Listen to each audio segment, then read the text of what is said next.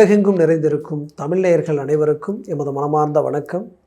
நான் உங்கள் ஜோதிடர் அந்தியூர் சுதாகர், பாரம்பரிய முறை ஜோதிட ஆராய்ச்சியாளர். இன்று நாம் காணக்கூடிய தலைப்பு தனுசு ராசி அன்பர்களுக்கு அசுரகுரு, தேவகுரு, சுக்கிர பகவானும் குரு பகவானும் உங்களுடைய 7ஆம் பாவத்தில் இணையக்கூடிய நேரம் இது.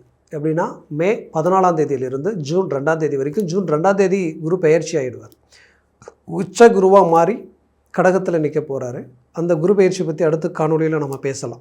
இப்போது இந்த சுக்கிரனும் குருவும் இணையிற இந்த நேரம் ரொம்ப எச்சரிக்கைக்குரிய ஒரு காலம்.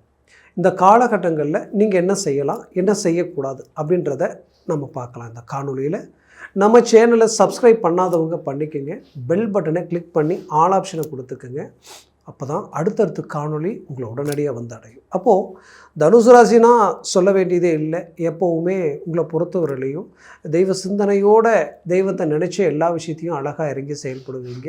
அப்படி ஒவ்வொரு விஷயத்தையும் நீங்கள் பார்த்து செய்யக்கூடியவங்க. உங்களுடைய எந்தெந்த ஒரு வேலையும் மற்றவங்க பார்த்து ஆச்சரியப்படக்கூடிய அளவுக்கு அழகாக முடிக்கக்கூடிய ஆற்றல் உங்கள்கிட்ட உண்டு. அதே நேரத்தில் எங்கே இருந்தாலும் அங்கே நேர்மையாக இருப்பீங்க, உண்மையாக இருப்பீங்க. ஏன்னா அந்த ஸ்ட்ரெயிட் ஃபார்வேர்டு எப்போ உங்களோட இருந்தது, அந்த ஸ்ட்ரெயிட் ஃபார்வேர்டோடு நீங்கள் வாழ்ந்துட்டு வந்ததுனால தான் பல பேர்கிட்ட உங்களுக்கு நல்ல பேர் இல்லாமல் போயிடுச்சு. ஏன்னா உங்களை புரிஞ்சிக்கிறதுக்கு சிலருக்கு உங்களை பற்றி உண்மையாக முழுசாக தெரியலன்னு சொல்லலாம். ஏன்னா நீங்கள் எதையும் வெளிப்படையாக பேசுகிறதுனால உங்களை தப்பாக புரிஞ்சிக்கிறாங்கன்னு சொல்லலாம். அப்படி பல விஷயங்களை கடந்து வந்து உங்களுடைய வாழ்க்கையில் இந்த 7.5 சனி வந்ததுலேருந்து நிறைய பிரச்சனைகளை சந்திச்சிங்க. இப்போ 7.5 சனி முடிஞ்சு ஒரு சில ஸ்டேஜஸ் வந்தும் கூட நமக்கு ஏன் அந்த நேரத்தில் நல்லது அமையலையேன்ற ஒரு வருத்தம் உங்களுக்குள்ளே இருக்குது. பட் முயற்சிகள் எல்லாம் நெருங்கி வருது. ஃபைனல் ஸ்டேஜில் அப்படியே எல்லாம் பிரேக் ஆகுது. கடைசி நேரத்தில் ட்ராப் ஆகுது. ஏன் இப்படி ட்ராப் ஆகுது, எதனால் இப்படி ட்ராப் ஆகுதுன்ற ஒரு குழப்பம் உங்களுக்குள்ளே இருந்துகிட்டே இருந்தாலும் இப்போது 7ல் இருக்கக்கூடிய குரு சுக்கிரனோடு இணைகிற இந்த நேரத்தில் ரொம்ப எச்சரிக்கையாக இருக்கணும். ரொம்ப எச்சரிக்கைன்றது எப்படி அப்படின்னு பார்த்தோன்னா, என்ன செய்யலாம் என்ன செய்யக்கூடாதுன்றது தான் இங்கே கேள்வி. அப்போ 7ஆம் இடத்துல குரு, உச்ச குரு, அதாவது அசுரகுரு ப்ளஸ் தேவகுரு, இவங்க இணைஞ்சாலே அந்த இடம் கொஞ்சம் நெகட்டிவான ஒரு சூழலை உண்டாக்கிடும். ஏன்னா உங்களுடைய 6ஆம் அதிபதி 7ல் உட்காந்துட்டார். உங்களுடைய 12ஆம், அதாவது உங்களுடைய 11ஆம் அதிபதியும் 7ல், உங்களுடைய 4 ப்ளஸ் உங்களுடைய ராசியினுடைய அதிபதியும் 7ல்.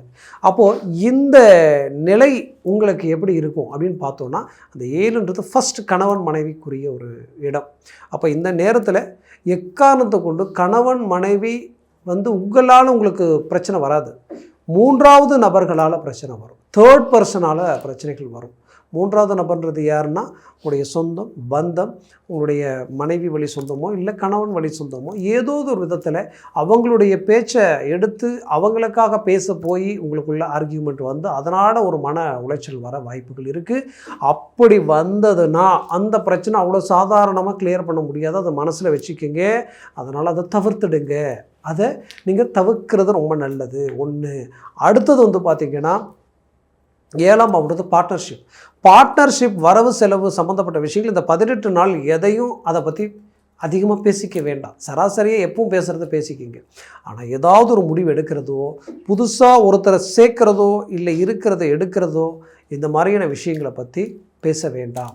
இந்த நேரத்தில் உங்களுடைய கிளைண்ட் உங்கள் மேலே கோபப்பட்டாலோ அது முடிஞ்ச வரைக்கும் அந்த இடத்துல நீங்கள் என்ன செய்யணுன்னா, நீங்கள் எந்த விதத்துலேயுமே ஆர்கியூமெண்ட் பண்ணாமல் அழகாக ரிலீவ் பண்ணிவிட்டு வெளியில் வர்றது ரொம்ப நல்லது.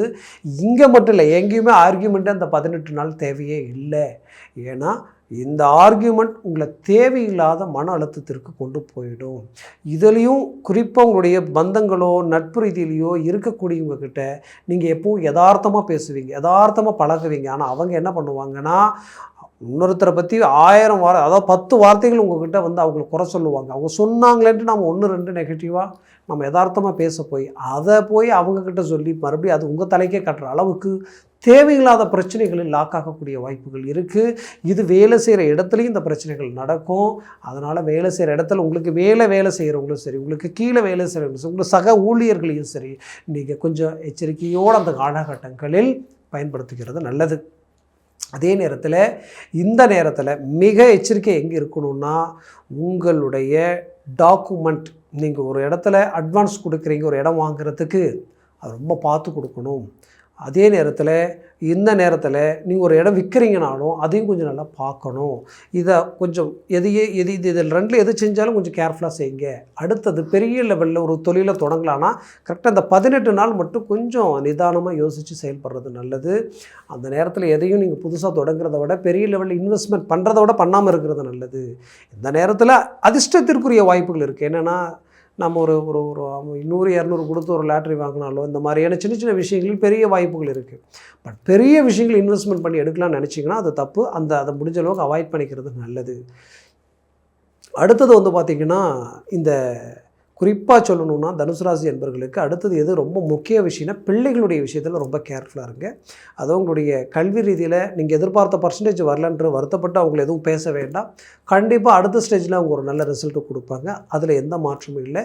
அவங்க குறிப்பாக வெளி பிரயாணங்கள் போக்குவரத்து ரீதியில் ரொம்ப கேர்ஃபுல்லாக இருக்கணும். வண்டி வாகனங்கள் ரீதியில் அவங்க கையில் வண்டியை கொடுத்து ஓட்ட வைக்கிறதோ, இல்லை அவங்க ஓட்டிகிட்டு போகிறது வர்றதோ, இல்லை வேகமாக ஓட்டுறவங்களுக்கு பின்னாடி உட்காந்துட்டு போகிறதோ அவாய்ட் பண்ணிவிடுங்க. செயற்கை சிநேகித விஷயத்தில் ரொம்ப கவனமாக இருங்க. அது ரொம்ப முக்கியம். அவங்க மேலே ஒரு ஃபோக்கஸ் உங்களுக்கு இருக்கணும். அடுத்தது வந்து பார்த்திங்கன்னா, நீங்கள் வண்டி வாகனத்தில் போகிறது வர்றது ரொம்ப கவனமாக இருங்க. அதே நேரத்தில் உங்களுடைய வண்டியை மற்றவங்களுக்கு கொடுக்குறதும் அவாய்ட் பண்ணிக்கங்க அந்த 18 நாள். அடுத்தது செய்ய வேண்டிய விஷயம் என்னென்னா, இடைப்பட்ட காலகட்டங்களில் குடும்ப ரீதியில் நடந்த திருமண விஷயத்தில் தேவையில்லாத குழப்பங்கள் உருவாகிருக்கும். அந்த குழப்ப ரீதியில் சில விஷயங்களை பேச்சுவார்த்தை ரீதியில் பேசலாமா நினச்சிங்கன்னா இந்த நேரத்தில் தவிர்த்துடுங்க. அதை ஃப்ரீயாக விட்டுருங்க. இந்த நேரத்தில் எந்த வித ஒரு பேச்சுவார்த்தையோ சில குழப்பங்கள் குறுகிய விஷயங்களினுடைய ஆர்கியூமெண்ட்டை இந்த நேரத்தில் வேண்டாம்.